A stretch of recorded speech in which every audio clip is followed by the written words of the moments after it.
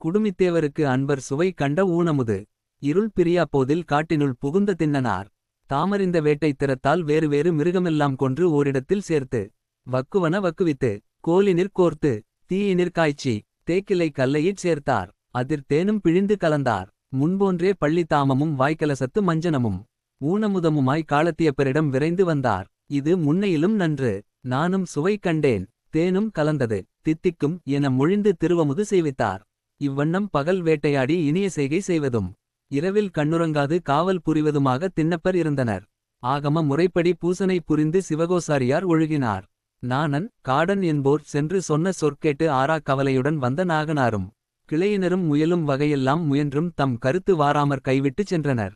அவன் நமக்கினியன் காலத்தினாதர். சிவகோசாரியார் நாளும் நாளும் நிகழும் அனுசிதம் குறித்து மிகவும் மனம் நொந்தார். இத்திச்செயல் செய்தவன் எவனேனுங் கழுவேற்றிவிட எண்ணினார். அவலஞ் செய்வது யாரென்றறிய ஈசனிடமே முறையிட்டார். அவர் பெருமானை வேண்டிய வண்ணம் துயின்ற வேளையிற் பெருமான் கனவில் தோன்றி. இச்செய்கை செய்பவனை நீ இகழ வேண்டாம். அவனுடைய வடிவெல்லாம் நம்மிடத்தில் கொண்ட அன்பாயமைவது. அவனுடைய அறிவெல்லாம் நம்மை அறியும் அறிவு. அவனுடைய செயலெல்லாம் நமக்கினியன். இதனை நாளை உமக்கு காட்டுவோம்.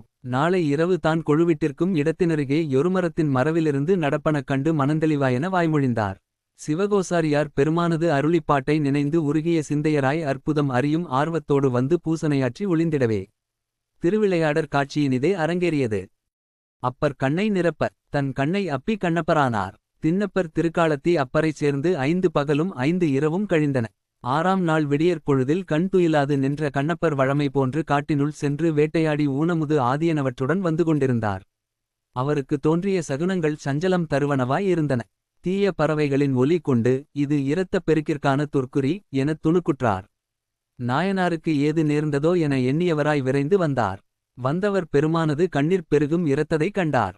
கண்டதும் பதைபதைத்து மயக்கமெய்தினார். அவரது வாய்நீர் சிந்தியது. கை சோர்ந்து இறைச்சி சிதறியது. தலையின் பள்ளித்தாமம் சோர்ந்தது.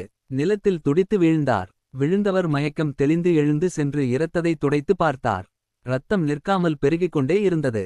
செய்வதறியாது பெருமூச்சு விட்டு மீளவும் சோர்ந்து விழுந்தார்.